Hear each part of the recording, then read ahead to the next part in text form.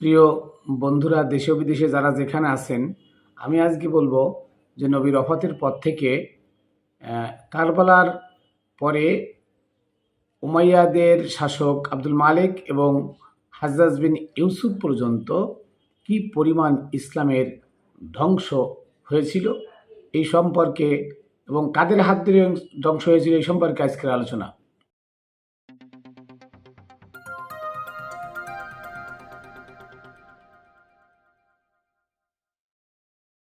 বিসমিল্লাহির রহমানির রহিম। আসসালাতু ওয়াসসালামু আলা সাইয়্যিদিল মুরসালিন ওয়া আলিহি ওয়া আসহাবি আজমাইন।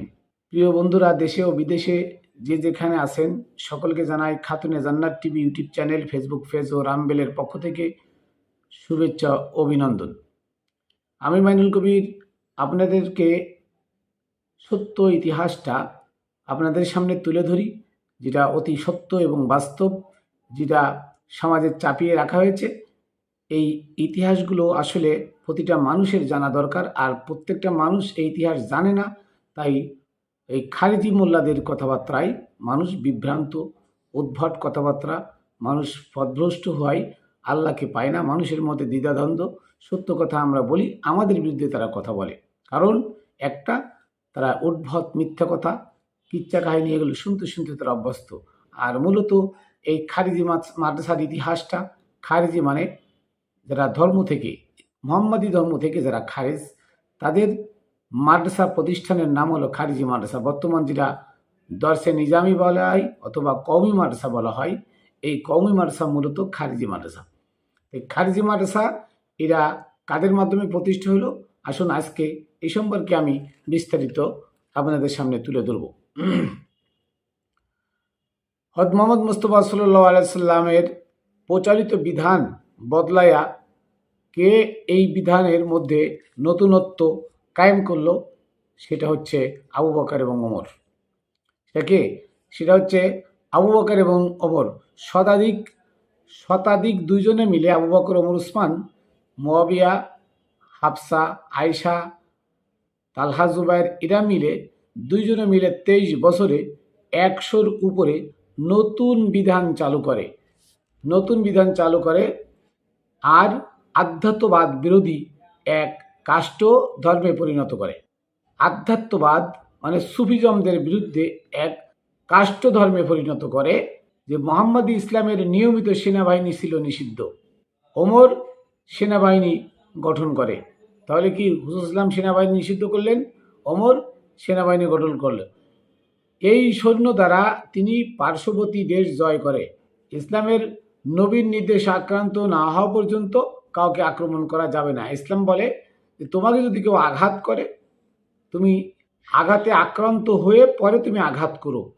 আর ওমর বানাইলো আঘাত কেউ করবে না, আমরা আঘাত করব আগে। তাহলে নবীর বিধানের বিপরীতে আইন বানাইলো কে? ওমর।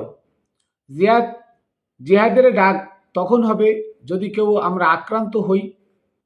মুহাম্মদ সাল্লামের উত্তরসূরিগণ বা তার সাহাবিগণ যদি আক্রান্ত হয় অন্য ধর্ম কর্তৃক, ধর্ম যাজকদের কর্তৃক, তখন কি হবে? তখন জিহাদের ডাক দিয়ে মুজাহিদ সংগ্রহ করে তাদের সাথে যুদ্ধ করে আবার এই সংগঠনটা ভেঙে যার যার কাজে পাঠাতে হবে। এটাকে বলা হয় যে মুজাহিদ গঠন করে, আক্রান্ত হলে মুজাহিদ গঠন করলে তারপর মুজাহিদদেরকে আবার যার যার কাজে চলে যাবে, তারা থাকবে না। ওমর সেটা বাদ দিয়ে নিজে কি করলো? স্থায়ী সেনাবাহিনী তৈরি করলো। এটা নবী সাল্লাল্লাহু আলাইহি সাল্লাম করতে বলেন নাই। দুনিয়ার বুক হইতে যুদ্ধ দূর করিতে নবী আসিয়াছিলেন। ওমর আসি কি করলেন?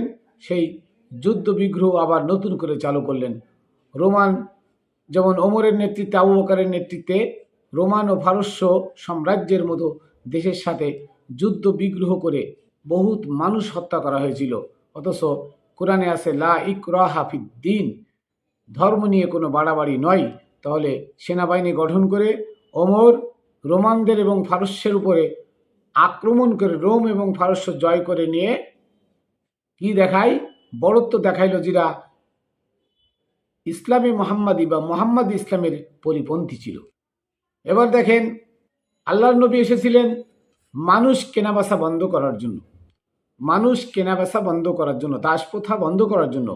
ওমর কি করলো? ওমর বলল, আরবদেরকে বেচা কিনা করা যাবে না, নন আরব যারা আছে অথবা যুদ্ধ বিগ্রহে যাদেরকে আমরা ধরে আনবো তাদেরকে বেচা কিনা করা যাবে। ওমর এসে চালু রাখলো।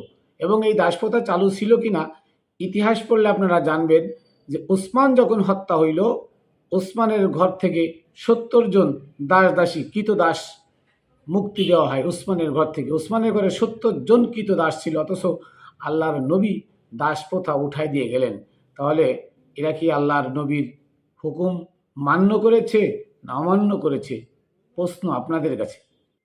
এরপরে দেখেন যে সামাদ পর্যায়ের চরম ব্যক্তিত্ব। সামাদ মানে মুক্ত, তার মানে দুনিয়া মুক্ত। আকিমুসসালাত ওয়া আতুজ যাকাত, সালাত কায়েম করো জাকাত দিয়ে। জাকাত দিয়ে মানে কি? দুনিয়ার মোহ ত্যাগ করে। দুনিয়ার মোহ যারা ত্যাগ করতে পেরেছে তাদেরকে বলা হয় সামাদ। তার মানে তারা মুক্ত, দুনিয়া মুক্ত। দুনিয়ার লোহ, দুনিয়ার মোহ, দুনিয়ার লোভ লালসা মুক্ত যারা, তাদেরকে বলা হয় সামাদ। সামাদ পর্যায়ের চরম ব্যক্তিত্ব যারা, মাওলা আলীকে বোঝার মতো জ্ঞান ও যোগ্যতা ছিল, এই ধরনের ব্যক্তিরা, এই ধরনের ব্যক্তি আপনি কোথায় পাইবেন? মাওলা আলাইহিসসালাম সম্পর্কে হুজুর পাক সাল্লাল্লাহু আলাইহি ওয়াসাল্লাম বলিয়াছেন, আনা মাদিনাতুল ইলম আলিউন বাবুহা, যে আমি মদিনার এলেমের শহর, আলী হচ্ছেন সেই শহরের দরজা। আর আলীকে চিনতে হলে সামাদ জাতীয় লোক ছাড়া আলীকে চিনতে পারে না।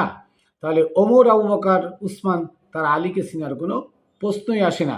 তো এই মনে করেন যে এই ওমর, আবু বকর, উসমান মাওলা আলীকে চিনার মতো যে আধ্যাত্মবাদ যে ব্যক্তিরা বর্গ ছিল, তাদের বিরুদ্ধে এমন ইসলাম দাঁড় করালো, 5 ওয়াক্ত নামাজ, রোজা, হজ, যাকাত, এরপর কি কুরবানি, 2 ঈদ, শবে বরাত, শবে কদর, এইভাবে একের পর এক মন গড়া ইসলাম তৈরি করে ওমর, আবু বকর, উসমান এই আধ্যাত্মবাদের বিরুদ্ধে তাদের ভক্তদেরকে লেলিয়ে দেয় এবং তারা আধ্যাত্মবাদকে পদ্দলিত করে আধ্যাত্মবাদকে মদিনা থেকে বিতাড়িত করে দেয়।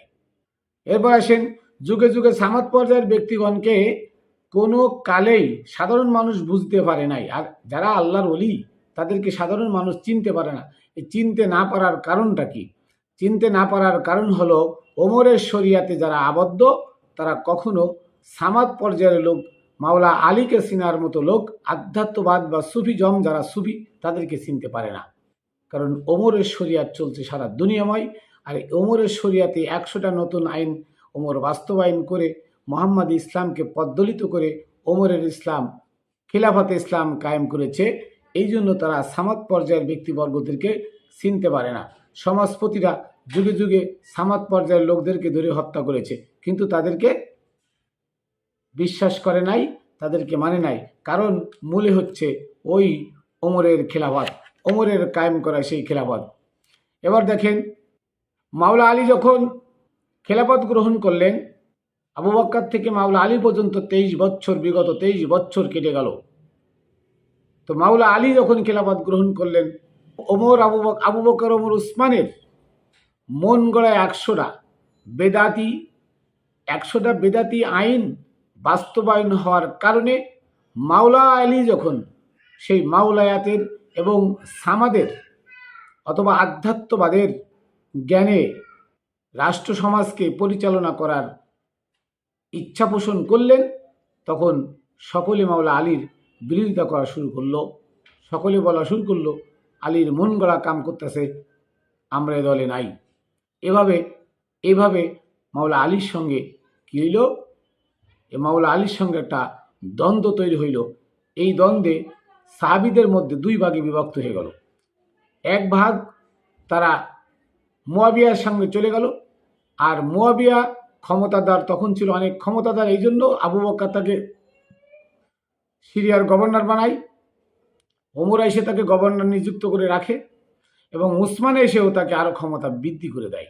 তাহলে 23 বছরে ওই মুয়াবিয়া, যে মুয়াবিয়া মক্কা বিজয়ের দিন ইসলাম গ্রহণ করেছে, মক্কা বিজয়ের পর ইসলাম গ্রহণ করেছে, এই মুয়াবিয়া হিন্দার ফোলা, আবু সুফিয়ানের জারস ফোলা, এই মুয়াবিয়া ওমরের আইন বাস্তবায়ন করার জন্য উঠে পড়ে লেগে গেছিল। তাই সে মাওলা আলীর কাছে বায়াত গ্রহণ করে নাই, না করে সে কি করলো? সেই ওমরের ইসলাম বহাল রাখার জন্য, রাজতন্ত্রকে বহাল করে রাখার জন্য, খিলাফতকে বহাল রাখার জন্য মাওলা আলীর মাওলায়াতকে সে গ্রহণ করে নাই। সে গ্রহণ না করে সে কি করলো, টাকা পয়সা দিয়ে মাওলা আলীর পক্ষের অনেক সাহাবী কিনে নিয়ে ইসলামকে দ্বিখণ্ডিত করে দুই ভাগে ভাগ করে কি হয়, সিপ্পিনের যুদ্ধের ডাক দেয়। কে? ওই মুয়াবিয়া সিপ্পিনের যুদ্ধের ডাক দেয়। তার আগে দেখেন এই কারবালা বা সিপ্পিনের যুদ্ধের আগে মনে করেন যে মুয়াবিয়া পানি বন্ধ করে দেয়, সিপ্পিনের ময়দানের পানি বন্ধ করে দেয়। মাওলা আলী হাসান হুসাইনকে দিয়ে বীরত্বের সাথে ওই নদী দখল করে নেয়। আবার মুয়াবিয়ার লোকজন পানি চাই, মাওলা আলী তার পানি আটকায় নাই, তাকে পানি দিয়ে দেয়। এইটাই ছিল মাওলা আলীর উদারতা, এইটা ছিল ঔদ্ধত্যপূর্ণ ভালোবাসা, এটাই ছিল ইসলামের মূলনীতি মাওলা আলীর মধ্যে। অথচ মাওলা আলী যখন বললেন যে নবীর রেখে যাওয়া দিন, কোরআন ভিত্তিক যে ইসলাম নবী এনেছেন, আমরা ওই ইসলামের মধ্যে থাকব, কিন্তু 23 বছরে তা এমন পরিবর্তন হয়ে গেল, নামাজ রোজা হজ জাকাতের পরে এমন গুরুত্ব দিয়ে এমন পরিবর্তন হয়ে গেল, আধ্যাত্মবাদ আর কেউ বিশ্বাস করে না, মাওলা আলীকে বিশ্বাস করেন না। ইভেন মাওলা আলীর পক্ষের লোক মুয়াবিয়ার সঙ্গে টাকা পয়সা খেয়ে সিপ্পিনের যুদ্ধে শরিক হয়। আর সামাদাল্লাহ অবিশ্বাসীরা মুয়াবিয়ার নেতৃত্বে চলে যায়। সামাদাল্লাহ মানে আধ্যাত্মবাদ। মাওলা আলী ছিল আধ্যাত্মবাদের জনক, মাওলা আলী আধ্যাত্মবাদের মা। কারণ মাওলা আলীর ঘর দিয়ে ঢুকতে হবে আধ্যাত্মবাদ পেতে হলে, সেই মাওলা আলী আধ্যাত্মবাদের মা। আর মাওলা আলীকে বাদ দিয়ে তারা কি করলো, সামাদ মানে যারা আধ্যাত্মবাদকে বিশ্বাস করে না, তারা মুয়াবিয়ার নেতৃত্বে চলে যায়। সুকৌশলে তাকে ব্যর্থ রোজা দেখানো, উগ্রবাদী মানে তাদেরকে নামাজ রোজা মানে এই দেখানো উগ্রবাদী ইসলামে যারা পরিণত হয়েছিল, তারাই মাওলা আলীর বিপক্ষে গিয়ে মাওলা আলীর সঙ্গে সিপ্পিনের যুদ্ধ করে। আর সিপ্পিনের যুদ্ধে দুইটা দল হয়, শিয়ানে মুয়াবিয়া আর শিয়ানে মাওলা আলী। মানে মুয়াবিয়ার দল মুয়াবিয়ার প্রেমিক আর মাওলা আলীর প্রেমিক। আর এই সিপ্পিনের যুদ্ধ হতে আর একটা দল এখান থেকে বের হয়। সেই দলের নাম কি জানেন? ওই দলের নাম হলো খারেজি। ওই দলের নাম কি? খারেজি। তাহলে মাওলা আলীর দল একটা, খারেজি একটা দল হয়, আর একটা দল হয় মুয়াবিয়া। আর এই মুয়াবিয়ার দলের পরবর্তীতে নাম হয় সুন্নাত অল জামাত। সুন্নাত অল জামাত, যারা বলেন যে আমরা আহলে সুন্নাত অল জামাত, ঠিকই আছেন, আপনারা মুয়াবিয়াপন্থী, মুয়াবিয়াকে ভালোবাসেন, মুয়াবিয়ার প্রশংসা করেন, গুণকীর্তন করেন, উসমান ওমর আবু বকরের গুণকীর্তন করেন, আপনাদের কথা ঠিক আছে, আপনারা আহলে সুন্নাত অল জামাত, আপনারা মাওলায়াতের দলে নয়, আপনারা মাওলায়াতের দলে নয়। তো এদের নাম হয় আহলে সুন্নাত ওয়াল জামাত। পরবর্তী যারাই আসে তারাই এই দলেই যোগ দেয়। মাওলা আলীর শাহাদাতের পর মুয়াবিয়া খলিফা নামধারী রাজতন্ত্র প্রতিষ্ঠা করে। সর্বপ্রথম রাজতন্ত্র প্রতিষ্ঠা করে কে? মুয়াবিয়া। আর খেলাফত প্রতিষ্ঠা করে আবু বকর ওমর ওসমান গণরা। তো তারা কি করলো? রাজা মুয়াবিয়া তারপর তার ছেলে সেই লুচ্চা ভণ্ড বদমায়েশ এজিদকে ক্ষমতা হস্তান্তর করে। আর ওই ক্ষমতা নিয়ে এজিদ কি করে? এই ক্ষমতা নিয়ে এজিদ সকল ধর্মকর্ম, আধ্যাত্মবাদ এবং আধ্যাত্মবাদের জ্ঞান প্রচার করা হইতে মানুষকে বাধা সৃষ্টি করে এবং যারা আধ্যাত্মবাদে বিশ্বাসী ছিল তাদেরকে বিতাড়িত করে। এভাবে ইসলামটাকে কি করা হয়? ইসলামটাকে এই আবু বকর ওমর ওসমান তাদের 23 বছরে ইসলামটাকে প্রায় ধ্বংসের দ্বার প্রান্তে পৌঁছায়।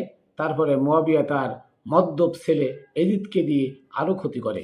এবার আসুন যে এই যে খারেজিদের ব্যাপারে আলোচনা করি। আমাদের সারা দুনিয়াতে বর্তমান, বিশেষ করে পাকিস্তান, বাংলাদেশ এবং ভারত, সব থেকে বেশি খারেজি মাদ্রাসা বা কওমি মাদ্রাসা বলে। যে কওমি মাদ্রাসা, আমি নিজেও কওমি মাদ্রাসায় পড়েছি। তো এই কওমি মাদ্রাসা বা খারেজি মাদ্রাসা কোত্থেকে আসলো, এইটা আমরা একটু বিশ্লেষণ করব। যে এজিদের মৃত্যুর পর প্রধানমন্ত্রী হয় মারওয়ান। প্রধানমন্ত্রী কি হয়? মারওয়ান ক্ষমতা দখল করে, নিজের ছেলে আব্দুল মালিককে রাজত্ব দিয়ে যায়। মারওয়ান তার ছেলে আব্দুল মালিককে রাজত্ব দিয়ে যায়। আব্দুল মালিকের ক্ষমতা গ্রহণের সঙ্গে সঙ্গে উমাইয়াদের মধ্যে দলে উপদলে মানে বিভক্ত হয়ে যায়, তাদের মধ্যে কোন্দল লাগে, ফলে সকল প্রদেশ স্বাধীন হয়ে যায়। ইরাক, মক্কার, মদিনা শুধু এই আব্দুল মালিকের হস্তগত থাকে। মোহাম্মদুর রসুল্লাহ সাল্লাহ সাল্লামের সময় কোরআনুল কারিমের যে জবর ছিল না, এই আব্দুল মালিক হাজ্জাজ বিন ইউসুফের দ্বারা কোরআন শরীফে জেদ জবর দেয় এবং এই জেদ জবরের মাধ্যমে কোরআনকে বিশাল পরিবর্ধন মানে তার অর্থের পরিবর্ধন এই হাজ্জাজ বিন ইউসুফের দ্বারা হয়। এবং হাজ্জাজ বিন ইউসুফ যেমন আনা বাশারুম মিসলুকুম, এরপর একটা জিজ্ঞাসা চিহ্ন ছিল, ইউহা ইলাইয়া, আমার পরে কি কোরআন, আমি কি তোমাদের মতো মানুষ, একটা জিজ্ঞাসা চিহ্ন ছিল। তার মানে আমি তোমাদের মতো মানুষ নই, আমার পরে কোরআন অবতীর্ণ হয়। এই জিজ্ঞাসা চিহ্ন উঠাই দিয়ে এই খারিজিদেরকে সুযোগ করে দিল হাজ্জাজ বিন ইউসুফ, আমি তোমাদের মতো মানুষ, মানে নবী আমাদের মতো মাটির মানুষ, নাউজুবিল্লাহ। এই হচ্ছে তাদের মানে আকিদা। হাজ্জাজ বিন ইউসুফ কর্তৃক মদিনার যুদ্ধ জয়ের পর মদিনার জনগণের উপর নির্মম নির্যাতন, গণহত্যা, নারী ধর্ষণ ও অত্যাচার মুসলিম ইতিহাসের এক কলঙ্কিত অধ্যায়। এই হাজ্জাজ বিন ইউসুফ যখন মদিনায় যুদ্ধ করে আর কি, যুদ্ধ জয়ের পর, মদিনার যুদ্ধ জয়ের পর সে নির্মম নির্যাতন, গণহত্যা, নারী ধর্ষণ ও অত্যাচারে মুসলিমদের পরে অত্যাচারে ইসলামের ইতিহাসে একটা কলঙ্কর অধ্যায় ঘটায় হাজ্জাজ বিন ইউসুফ।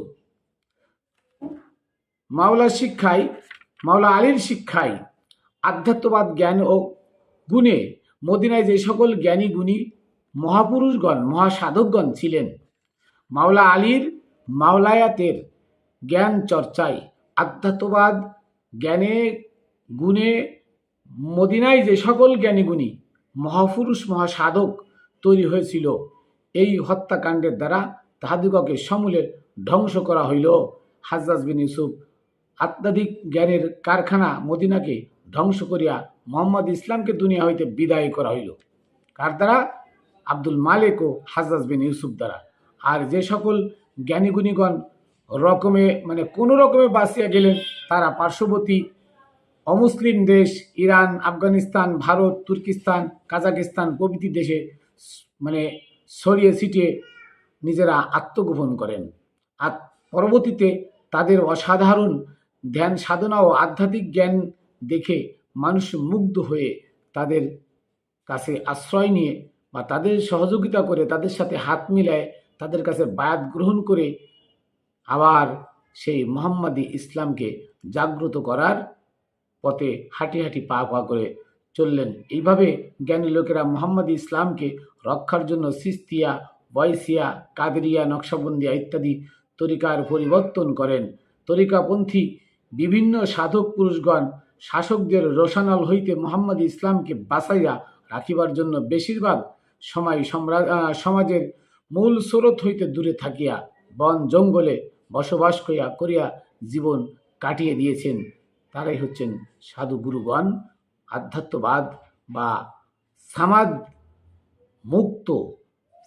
যারা সামাদ মানে মুক্ত, দুনিয়া মুক্ত, সেই সাধুগণ তারাই কি করলেন,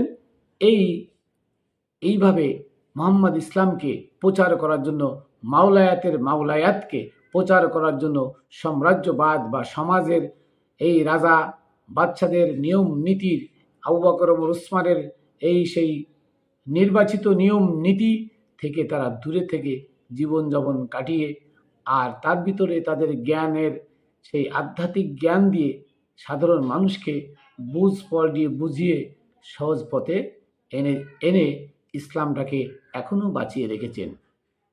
অথচ হাজ্জাজ বিন ইউসুফ 2.5 লক্ষের উপরে সুফিদেরকে হত্যা করেছে মক্কায়। হাজ্জাজ বিন ইউসুফ হেজাজের ক্ষমতা দখল করিয়া ঠান্ডা মাথায় ঘর হইতে ডাকিয়া আনিয়া 100 লক্ষ মোহাম্মদী ইসলামে বিশ্বাসী লোকদেরকে হত্যা করেছিলেন। উমাইয়া রাজা আব্দুল মালিক ক্ষমতা সুসংহত করার জন্য তাহার আজ্ঞাবহ ধর্মীয় পণ্ডিত বানাইবার জন্য জেরুজালেমে সর্বপ্রথম খারিজি মাদ্রাসা প্রতিষ্ঠা করে। ভালো করে ইতিহাসটা শোনেন। উমাইয়া রাজা খলিফা আব্দুল মালিক তার ক্ষমতা সুসংহত করার জন্য তাহার আজ্ঞাবহ ধর্মীয় পণ্ডিত বানাইবার জন্য জেরুজালেমে ইসলামী দুনিয়ার সর্বপ্রথম মাদ্রাসা প্রতিষ্ঠা করেন, যার নাম ছিল খারিজি মাদ্রাসা। যার নাম ছিল খারিজি মাদ্রাসা।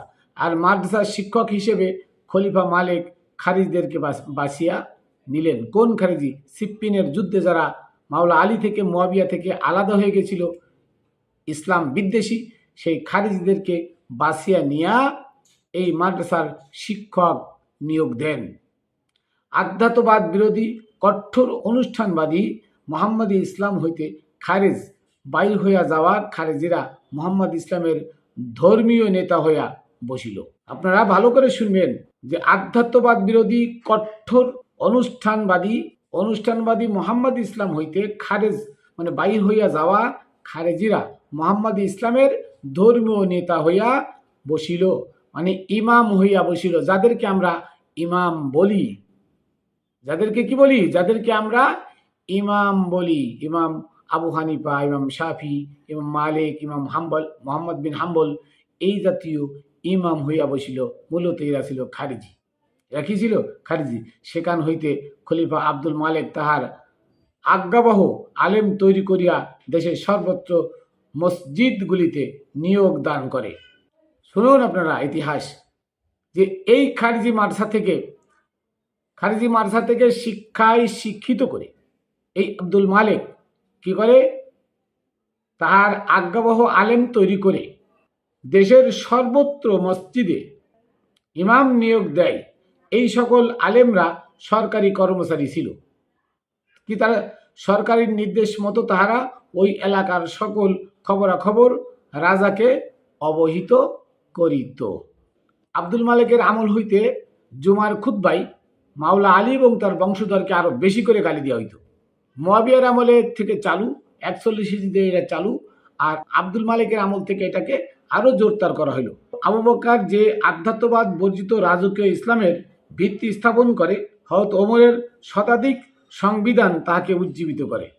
পরবর্তীকালে উমাইয়া রাজাগণ ইহাকে বৃক্ষে রূপ দেয় এবং আব্বাসীয় যুগে উহা ডালপালা বিস্তার করিয়া মহিরূপ বৃক্ষে পরিণত হয়। 90 বছর উমাইয়ার রাজত্ব ছিল। আব্বাসীয়রা মুহাম্মদ সাল্লাল্লাহু আলাইহি ওয়াসাল্লামের বংশধরকে ক্ষমতায় বসাইবার হুজুগ উঠাইয়া, বিপ্লব ঘটাইয়া রাজকীয় ক্ষমতা দখল করে আবার সেই আব্বাসীয় রাজারা উমাইয়া খলিফা আব্দুল মালেক, এজিদ, মুয়াবিয়া, এদের সেই রাজতন্ত্র আবার তুলে ধরে ইসলামকে ধ্বংসের দিকে নিয়ে যায়। আজও সেই ইসলাম বিদ্যমান আমাদের কাছে। এই সময় রাজা কর্তৃক মনোনীত ফেকাবিদ ইমাম আবু হানিফা বিভিন্নভাবে রাজাদের সন্তুষ্টি অর্জন করা সত্ত্বেও রাষ্ট্রদ্রোহিতার অপরাধে মৃত্যুদণ্ডপ্রাপ্ত হন। শুনুন ঘটনা, যে এই সময় রাজা কর্তৃক মনোনীত ফেকাবিদ ইমাম আবু হানিফা বিভিন্নভাবে রাজাদের সন্তুষ্টি অর্জন করা সত্ত্বেও রাষ্ট্রদ্রোহিতার অপরাধে মৃত্যুদণ্ডপ্রাপ্ত হয়। তার মানে ইমাম আবু হানিফা আব্বাসীয় রাজাদের কি ছিল? ওই খারিজি ইমাম ছিল এবং ফেকাবিদ ছিল। আমরা যে ইমাম মানি, ইমাম কার থেকে আসছে? ইমাম আব্বাসীয়রা বানিয়েছিল ইমাম আবু হানিফা, শাফি, মালিক, মুহাম্মদ বিন হাম্বলকে, এবং তারা খারিজি ইমাম, তারা ফতোয়াবাজ। তাদেরকে রাজারা বানিয়েছিল ফতোয়া দেওয়ার জন্য, মিথ্যা ফতোয়া দেওয়ার জন্য, মুহাম্মাদি ইসলামের বিপক্ষে ফতোয়া দেওয়ার জন্য। আর তারপরও ইমাম আবু হানিফাকে মৃত্যুদণ্ডপ্রাপ্ত হওয়া লাগছে। তার অপরাধ ছিল গোপনে বিদ্রোহে অর্থ দিয়া রাসূলের বংশধরকে নাকি সাহায্য করেছিলেন। হ্যাঁ, এটা সত্য। আবু হানিফা যায়েদ ইবনে আলীকে, হযরত জয়নুল আবদিনের মেজ ছেলে যায়েদ ইবনে আলীকে অর্থ দিয়ে, গোপনে সেনা দিয়ে সাহায্য করেছিলেন। যখন তিনি বুঝেছিলেন যে মুহাম্মদ ইসলাম সত্য, এটা ছাড়া উপায় নাই, তখন তিনি গোপনে যায়েদের কাছে বায়াত গ্রহণ করেছিলেন, কোনো কোনো রাওয়াতে পাওয়া যায়। আর তিনি টাকা দিয়ে এবং সৈন্য দিয়ে হযরত যায়েদ ইবনে আলীকে সাহায্য করেছিলেন। এই দায়ে আব্বাসীয়রা তাকে কি করে? মৃত্যুদণ্ড দেয়। আব্বাসীয় যুগে আধ্যাত্মবাদ বর্জিত রাজকীয় ধর্ম এত বিশদভাবে বিশ্লেষিত ও বিস্তৃত করা হয়, যাহাতে মানুষের মনে কোনো সন্দেহ উদ্দিত না হয়। এত কথা কি সবাই মিথ্যা হইতে পারে? এরকম ভাব যেন মানুষের মনে আসে। আব্বাসীয় রাজারা বড় বড় পণ্ডিতকে অর্থ দ্বারা প্রলুব্ধ করিয়া তফসির জগতে বিরাট গোলযোগের পাহাড় তৈরি করিয়া গিয়াছেন। বেতনভোগী আলেম দ্বারা বহু মিথ্যা হাদিস রচনা করিয়া কুরআনের অপব্যাখ্যাকে সুদৃঢ় ভিত্তির উপর প্রতিষ্ঠা করিয়া গিয়াছেন। রাজা কর্তৃক মনোনীত ফিকহ শাস্ত্রবিদের দ্বারা রাজকীয় ইসলামকে 4 ভাগে ভাগ করা হয়, যথা হানাফি, মালিকি, শাফি ও হাম্বলি। ইতিহাস শোনেন আমার কাছে, যে রাজা কর্তৃক মনোনীত ফিকহ শাস্ত্রবিদের দ্বারা রাজকীয় ইসলামকে 4 ভাগে ভাগ করা হয়, যথা হানাফি, মালিকি, শাফি ও হাম্বলি, এবং সবগুলিকেই সহি বলিয়া সালাইয়া দেওয়া হয়। আমি মাঝে মাঝে বলি, কোরআন একটা, নবী একজন, তাহলে একই ধর্ম 4 ভাগে বিভক্ত হয় কি করে? 4 ইমামের 4 মত, 4 ধর্মের 4 ফতোয়া, কাহিনীরা কি? এটা হচ্ছে আব্বাসীয় রাজাদের কর্তৃক, রাজা কর্তৃক মনোনীত ফিকহ শাস্ত্রবিদদের দ্বারা। রাজাদের মনোনীত ফিকহ শাস্ত্রবিদ কিরা? হানাফি, শাফি, মালিকি, হাম্বলি, এই 4 জন দিয়ে কি করছে? ইসলামকে 4 ভাগে ভাগ করা হয়। ইসলাম ভাগ হচ্ছে কোথা থেকে? আব্বাসীয়দের যুগ থেকে 4 ভাগে ভাগ করা, যথা হানাফি, মালিকি, শাফি ও হাম্বলি, এবং সবগুলিকেই সহি বলিয়া সালাই দেওয়া হয়। সবগুলি সঠিক, সবগুলি কি সঠিক সালাইয়া দেওয়া হয়। শিয়াদেরকেও বহু ভাগে ভাগ করিয়ে দেওয়া হয়। শিয়ারাও এখান থেকে বহু ভাগে ভাগ, যেমন হায়দারি শিয়া কারা করেছে? আব্বাসীয়রা করেছে। হায়দারি শিয়া, ইসনে আশারিয়া শিয়া, এবারে আছে বোররা শিয়া, ইসমাইলি শিয়া ইত্যাদি। এইসব ভাগের মূল উদ্দেশ্য মানুষকে নানা দলে বিভক্ত করিয়া দলাদলিত নিয়োজিত রাখিয়া অনৈক্য সৃষ্টি করা, এই বিভেদের সুযোগ নিজেদের রাজত্ব সুসংহত করা। 1250 খ্রিস্টাব্দে হালাকু খানের বাগদাদ আক্রমণ ও শেষ আব্বাসীয় রাজার মৃত্যু এবং বাগদাদ নগরী ধ্বংসের মাধ্যমে মঙ্গলরা ফারস্যে তাহাদের রাজত্ব প্রতিষ্ঠা করে। 1400 খ্রিস্টাব্দে হালাকু খানের প্রপৌত্র গাজান খান 400 মঙ্গল প্রধানকে লইয়া শিয়া ইসলামে দীক্ষিত নেন। ইহার প্রভাবে পারস্যে শিয়া ধর্ম প্রাধান্য লাভ করে। শিয়ারা মুহাম্মদ সাল্লাল্লাহু আলাইহি ওয়াসাল্লাম এবং তাহার আলে মুহাম্মদের প্রেমিক হওয়া সত্ত্বেও শত শত বৎসর রাজকীয় প্রভাবের ফলে তাহাদের ভিতর আধ্যাত্মবাদে বিশ্বাস এবং আধ্যাত্মবাদের জ্ঞান বিলোপ ঘটে। তাহারা আধ্যাত্মিক জ্ঞান শূন্য অনুষ্ঠান সর্বস্ব জাতিতে পরিণত হয়। শিয়ারা আধ্যাত্মবাদ বিশ্বাস করে না, তারাও আব্বাসীয়দের সে টোপ খায়। আর আব্বাসীয়রা শিয়াদেরকে এত ভাগে বিভক্ত করে, আব্বাসীয়রা ইসলামকে নানা ভাগে বিভক্ত করে সবাইকে কি করে? মূল ইসলাম থেকে দূরে সরিয়ে উমাইয়াদের সেই আব্দুল মালিক, এজিদ, মারওয়ান, মুয়াবিয়া, আবু বকর, ওমর, উসমানের ইসলাম সারা দুনিয়াতে প্রসার করে, এমনভাবে যাতে আধ্যাত্মবাদ বলে কি কেউ বিশ্বাস না করে। আজকে সারা দুনিয়ায় আধ্যাত্মবাদকে কেউ বিশ্বাস করে না, অথচ সামাদে যারা বিশ্বাসী, যারা মুক্ত, সামাদ মানে মুক্ত, যারা মাওলায়াতে বিশ্বাসী, যারা নবীর প্রেমিক, তারাই হলো আধ্যাত্মিক, তারাই হচ্ছে সুফিজম। আর সুফিজমদের প্রচেষ্টায় ইসলাম আমাদের কাছ পর্যন্ত এসেছে। আমরা ইসলাম পেয়েছি কাদের থেকে? সুফিদের কাছ থেকে। কোনো খারিজিদের কাছ থেকে ইসলাম পাইনি। আমরা খারিজিদের কাছ থেকে পেয়েছি ইসলামের বিপরীত ধ্বংস ইসলাম। উমাইয়া ইসলাম, আব্বাসীয় ইসলাম, ওমরের ইসলাম, আবু বকরের ইসলাম, উসমানের ইসলাম পেয়েছি। নবীর ইসলাম আমরা পাইনি, মুহাম্মদ ইসলাম পাইনি। তাই আমরা আজকে এই পর্যায়ে আমি এই আলোচনা থাকবে পর্ব নাম্বার 1। আমি আবার দ্বিতীয় পর্বে এই বিষয়ে আলোচনা করব, ইসলামের হাল কার দ্বারা, ইসলাম ধ্বংস হয়েছে কাদের দ্বারা। দ্বিতীয় পর্ব আবার আমি আলোচনা করব। তো আমার ভুল ত্রুটি ক্ষমার চোখে দেখবেন। আমি যে কথাগুলো বলছি এগুলো সম্পূর্ণ ইতিহাস থেকে, এবং এটা বাস্তব সত্য। এই ইতিহাসগুলো কেউ প্রচার করে না। ইতিহাসগুলো যদি প্রচার করে তাহলে এই সমাজে সত্যটা প্রচার হয়ে যাবে। আর তাই এইগুলো যত পারে সাফাই রাখে, কারণ আব্বাসীয়রা 4 ইমাম বানায়, 4 মাযহাব, 4 ফতোয়া বানায় দিয়ে গেছে। প্রত্যেকের হাতে ধরায় জাল হাদিস রচনা করে কোরআনের তফসির ভুল তফসির করায় আমাদের হাতে উঠাই দিছে। আজকে আমরা সত্য তফসির যখন বলি তখন আমাদেরকে গালি দেয়, আমাদেরকে বিভিন্নভাবে হুমকি দেয়, মেরে ফেলবো। আসলে এগুলো শুনতে যারা আমাদের হুমকি দেয় তাদের দোষ না, কারণ এমনভাবে এমন সুকৌশলে আব্বাসীয়রা, উমাইয়ারা এমন সুকৌশলে তাদের চাকর দিয়ে এই খারিজি মাদ্রাসা প্রতিষ্ঠা করে আমাদের ভিতরে সত্য ইসলামটাকে দূর করে মন গড়া ইসলাম ঢুকিয়ে দিয়ে আজকে সারা বিশ্বে মানুষের কাছে আমাদের নবীকে অপমানিত হতে হচ্ছে। বারবার আহলে বায়াতকে অপমান করা হচ্ছে, অথচ কেউ বিবেক দিয়ে চিন্তা করে না, সব আবেগ দিয়ে চলে। মোল্লা এই কইছে, অমুক এই কইছে, আবু হানিফ এক কথা, সাফি এক কথা, মালিক এক কথা, হাম্বলি এক কথা। কোরআন একটা, আল্লাহ হুকুম দিলেন একটা, একটা হুকুম চারজনে চার রকম করলো কেন? এইটা বিবেক দিয়ে কেউ বোঝে না। আর বোঝে না তাই আমরা অধঃপতন, আমাদের সমাজে আজকে অন্যান্য ধর্ম থেকে আমরা পিছিয়ে আসি। আর আসলে ধর্ম বলে কিছু নাই, সকল ইসলাম মানে সকল ধর্মই ইসলাম। প্রত্যেকটা ধর্ম, প্রতিটা ধর্ম মানে প্রত্যেকটা মানুষই ধার্মিক। তাকে ধার্মিক হলে সেইটার মধ্যে হলো ইসলাম, শান্তি, উত্তম আদর্শ আর কি। উত্তম আদর্শ যেখানে আছে শান্তি সেখানে। যার মধ্যে উত্তম আদর্শ আছে সেই হচ্ছেন ইসলামের ধারক বাহক। তো আসুন আমরা সকলে সত্য ইসলাম জানার জন্য চেষ্টা করি। আর আমাদের এই চ্যানেলটা সবাই সাবস্ক্রাইব করবেন, ফলো করবেন, শেয়ার কমেন্ট করবেন। আর আমার জন্য দোয়া করবেন, আমি যেন মাইনুল কবির সত্য কথা সবসময় আপনাদের সামনে তুলে ধরতে পারি। এটা আমার পর্ব ১। আবার দ্বিতীয় পর্বে আমি এই ব্যাপারে আবার নিয়ে আসবো আপনাদের সামনে। সকলকে জানাই আন্তরিক শুভেচ্ছা, অভিনন্দন।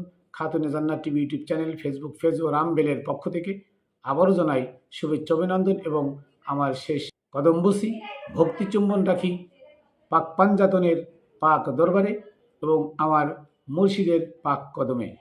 আমি এখানে শেষ করছি। আবার দেখা হবে দ্বিতীয় পর্বে, ইসলামটা ধ্বংসের মূলে কারা। আসসালামু আলাইকুম রহমতুল্লাহ। জয় গুরু।